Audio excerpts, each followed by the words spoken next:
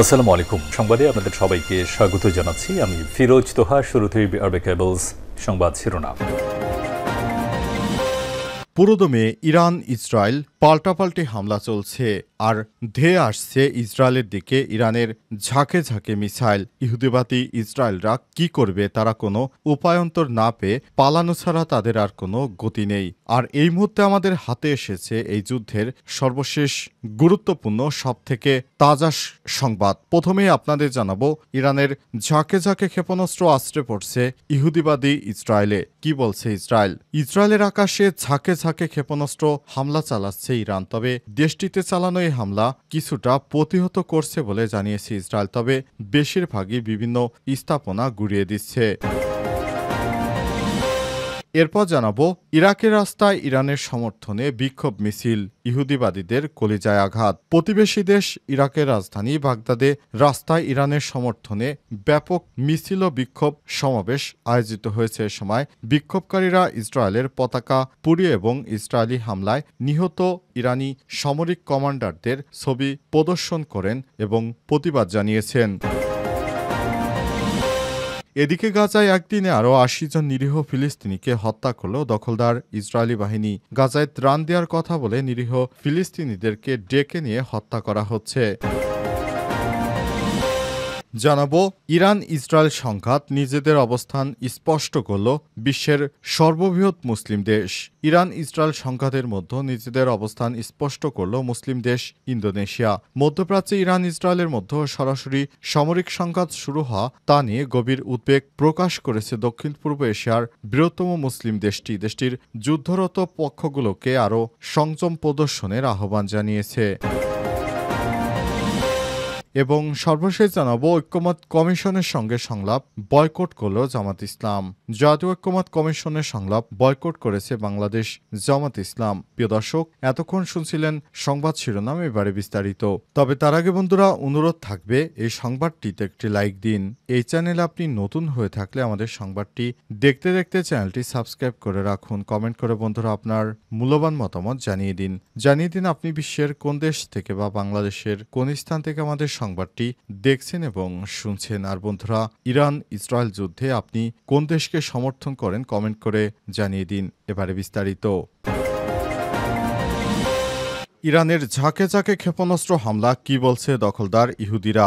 ইসরায়েলের দিকে ঝাঁকে ঝাঁকে ক্ষেপণাস্ত্র হামলা চালাচ্ছে ইরান, তবে দেশটিতে চালানো এই হামলা প্রতিহত করা হচ্ছে বলে জানিয়েছে ইসরায়েল। আজ আল জাজিরার এক প্রতিবেদনে এই খবর জানানো হয়েছে।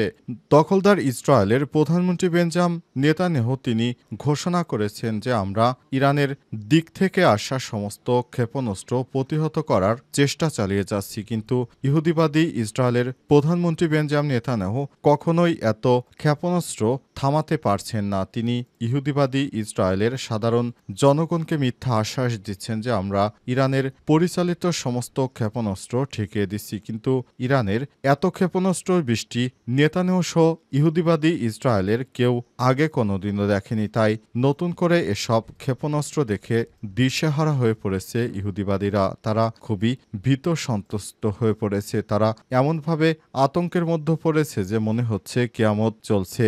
ইহুদিবাদী ইসরায়েলিরা ইরানের এই এত ভয়ঙ্কর মিসাইলের বৃষ্টি ও ক্ষেপণাস্ত্রের বৃষ্টি দেখে তারা আতঙ্কিত হয়ে পড়েছে। তারা ভাবছে এখন আমরা পালাবো কোথায়, কারণ সমস্ত বিমানবন্দরকে বন্ধ করে দেওয়া হয়েছে। অবস্থায় দখলদার ইসরায়েলি বাহিনী এখন পালাতেও পারছে না। তারা মাটির নিচে বাংকারে অবস্থান নিয়ে রেখেছে। ইহুদিবাদী ইসরায়েলের প্রধানমন্ত্রী বেঞ্জামিন নেতানিয়াহু তিনি ঘোষণা করেছেন যে আমরা পুরো সৌদি আরব এবং মধ্যপ্রাচ্যের বিভিন্ন এলাকা সবকিছু দখল করে আমরা আমাদের রাজত্ব কায়েম করব, কিন্তু ইহুদিবাদী ইসরায়েলের সেই স্বপ্ন কোনোদিনও সফল হতে দিবে না ইরানের যোদ্ধারা। ইরান থেকে একের পর এক মিসাইলের বৃষ্টি ঝরছে ইহুদিবাদী ইসরায়েল জুড়ে। ইসরায়েলের কোনো স্থানই এখন নিরাপদ নয়, কারণ প্রতি সেকেন্ডে সেকেন্ডে ধেয়ে আসছে ইরানের ব্যাপক হারে ক্ষেপণাস্ত্র এবং মিসাইলের বৃষ্টি। এই বৃষ্টির ফলে ইহুদিবাদী ইসরায়েলরা এখন পালাবে কোথায়, তারা কান্নায় ভেঙে পড়ছে। এক এক করে ইহুদিবাদীরা সেখানেই থাকছে, তবে তারা এখন খুবই দুশ্চিন্তার মধ্যে রয়েছে, কারণ তাদের এখন পালানোর কোনো জায়গা নেই। নেতানিয়াহু তাদেরকে মিথ্যা আশ্বাস দিয়ে দেশের মধ্যে রেখে মারার একটি ষড়যন্ত্র করছে। এটি অনেকে ইতিমধ্যে বুঝতে পেরেছে। ইহুদিবাদী ইসরায়েল কোনোভাবে আর আগের পজিশনে যেতে পারবে না, তাদেরকে চূর্ণ বিচ্ছিন্ন করে দেবে ইরানের যোদ্ধারা। ইরান এমনটাই ঘোষণা করেছে। ইরাকের রাস্তায় ইরানের সমর্থনে বিক্ষোভ। প্রতিবেশী দেশ ইরাকের রাজধানী বাগদাদে রাস্তায় নেমে ইরানের সমর্থনে মিছিল ও বিক্ষোভ সমাবেশ আয়োজিত হয়েছে। এ সময় বিক্ষোভকারীরা ইসরায়েলের পতাকা পুড়িয়ে এবং ইসরায়েলি হামলায় নিহত ইরানের সামরিক কমান্ডারদের ছবি প্রদর্শন করে প্রতিবাদ জানিয়েছে। আজ এক প্রতিবেদনে এই তথ্য জানিয়েছে কাতার ভিত্তিক সংবাদ মাধ্যম আল জাজিরা। গত সপ্তাহে ইরানের উপর ইসরায়েলের আকস্মিক হামলার পর পুরো অঞ্চলে সর্বাত্মক যুদ্ধের আশঙ্কা বাড়ছে। একই সঙ্গে ইরান সমর্থিত ইরাকি গোষ্ঠীগুলোর হস্তক্ষেপের সম্ভাবনা নিয়ে উদ্বেগ বাড়ছে। সব গোষ্ঠী দীর্ঘদিন ধরে ইরাকে মোতায়েন মার্কিন সেনাদের প্রত্যাহারের দাবি জানিয়ে আসছে। আজ ইরাকে হঠাৎ করে এই বিক্ষোভ সমাবেশ শুরু হয়েছে। ইরাক হচ্ছে মুসলিমদের অন্যতম একটি শক্তিশালী রাষ্ট্র। একসময় পৃথিবীর 10 নম্বর র্যাঙ্কিংয়ের একটি সেনাবাহিনী ছিল ইরাকের প্রেসিডেন্ট ছিলেন সাদ্দাম হোসেন। তখন ইহুদিবাদী ইসরায়েল পশ্চিমেরা মিলে সাদ্দাম হোসেনকে হত্যা করেছে আর ইরাকে মার্কিন ঘাঁটি গেড়ে বসেছে। এখন ইরাকের সাধারণ জনগণ কোনোভাবেই চায় না যে তারা ইহুদিবাদী ইসরায়েল এই দেশে বসবাস করুক বা ইরান তাদের দেশে ঘাঁটি গেড়ে তাদের উপর কর্তৃত্ব চালাক। তারা দীর্ঘদিন ধরে ব্যাপক আন্দোলন সংগ্রাম করছে দখলদার ইসরায়েলের উপর এবং যুক্তরাষ্ট্রের উপর ব্যাপক হারে তারা হামলা চালাতে চায়, কিন্তু তারা সক্ষম হতে পারেনি। গাজায় একদিনে আরও ৮০ ফিলিস্তিনিকে হত্যা। অবরুদ্ধ গাজার মধ্যাঞ্চলে অবস্থিত দেইর আল বালা এবং আল বুরেইস শরণার্থী শিবিরে আজ সন্ধ্যায় একাধিক ইসরায়েলি বিমান হামলায় অন্তত ৭ জন নিরীহ ফিলিস্তিনি নিহত হয়েছে। ফিলিস্তিনের বার্তা সংস্থা অফার বরাদ্দে তথ্য জানিয়েছে মিডল ইস্ট আই। প্রতিবেদন অনুযায়ী দেইর আল বালা শহরের কেন্দ্রস্থলে একটি বাড়িতে চালানো বিমান হামলায় কমপক্ষে ১ জন নিহত হয়েছে। একই এলাকায় আবু আল আজিন অঞ্চলে বাস্তুচ্যুতদের একটি তাঁবু লক্ষ্য করে চালানো আরেকটি হামলায় অন্তত ২ জনের প্রাণ হারায়। এদিকে আল বুরেইস শরণার্থী শিবিরে একটি বাড়িতে চালানো ইসরায়েলি বিমান হামলায় একই পরিবারের ৪ জন নিহত হয়েছে। নিহতদের মধ্যে নারী ও শিশুরাও রয়েছে। ওয়াফা আরও জানিয়েছে উত্তর খান ইউনুসে ইসরায়েলি আর্টিলারি গোলাবর্ষণে ব্যাপক ধ্বংসযোগ্য হতাহতের ঘটনা ঘটেছে। এর আগে মঙ্গলবার দিনের শুরুতে রাফা এবং খান ইউনুসে যুক্তরাষ্ট্রের সহায়তায় পরিচালিত ত্রাণ বিতরণ কেন্দ্রে দখলদার ইসরায়েলি বাহিনী ২টি পৃথক গুপ্ত হামলা চালিয়ে কমপক্ষে ৮০ জন নিরীহ ফিলিস্তিনিকে হত্যা করেছে। ফিলিস্তিনি স্বাস্থ্য মন্ত্রণালয়ের তথ্য অনুযায়ী রাফা আল আলম এলাকায় প্রায় ৩০ জন নিহত হন এবং খান ইউনুসের আল তালিয়া এলাকায় নিহতের সংখ্যা ৫০ ছাড়িয়ে গেছে। এছাড়াও আহত হয়েছে প্রায় ২ শতাধিক। গাজার স্বাস্থ্য মন্ত্রণালয়ের তথ্য মতে নিহতদের সর্বশেষ এই সংখ্যা যুক্ত হওয়া ২০২৩ সালের অক্টোবর থেকে গাজায় ইসরায়েলি বাহিনীর হামলায় নিহত ফিলিস্তিনির সংখ্যা বেড়ে দাঁড়িয়েছে ৫৫,৪৯৩ জনে। আহতের সংখ্যা ১,২৯,৩২০ জন ছাড়িয়ে গেছে। তবে গাজার তথ্য অফিস নিখোঁজ থাকা ফিলিস্তিনিদের সংখ্যা যোগ করে প্রকৃত নিহতের সংখ্যা ৬২,০০০-এর বেশি বলে উল্লেখ করেছে।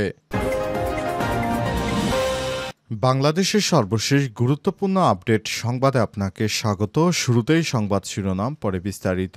প্রথমে জানাবো ঐক্যমত কমিশনের সঙ্গে সংলাপ বয়কট করল জামাত। জাতীয় ঐক্যমত কমিশনের সংলাপ বয়কট করেছে বাংলাদেশ জামাত ইসলাম। আজ ফরেন সার্ভিস একাডেমিতে দ্বিতীয় ধাপের সংলাপের মুলতবি অধিবেশনে দলটির নেতারা যোগ দেননি বলে জানা গেছে। জাতীয় ঐক্যমত কমিশনের একটি সূত্র বলছে আজকের বৈঠকে জামাত থাকবে না, বিষয়টি দলটির পক্ষ থেকে জানানো হয়েছে। এদিকে কমিশনের পক্ষ থেকে ২ ঘণ্টা পর হলেও তাদের যোগ দিতে অনুরোধ করা হবে বলে জানা গেছে। জামাতের একটি সূত্র বলছে লন্ডনে প্রধান উপদেষ্টা অধ্যাপক ডক্টর মোহাম্মদ ইউনূস ও বিএনপির তারেকের বৈঠকে তারা সাধুবাদ জানিয়েছে, কিন্তু যৌথ বিবৃতির মাধ্যমে নির্বাচনের সম্ভাব্য তারিখ ঘোষণার মাধ্যমে তাদের ইগনোর করা হয়েছে, যা দৃষ্টিকটু। নির্বাচনের সম্ভাব্য সময় দেশে এসে ঘোষণা করলে ভালো হতো বলে মনে করে জামাত। এ কারণে জামাত একরকম একরকম সরকারের উপর রাগ থেকে এই সিদ্ধান্ত নিয়েছে বলে জানা গেছে।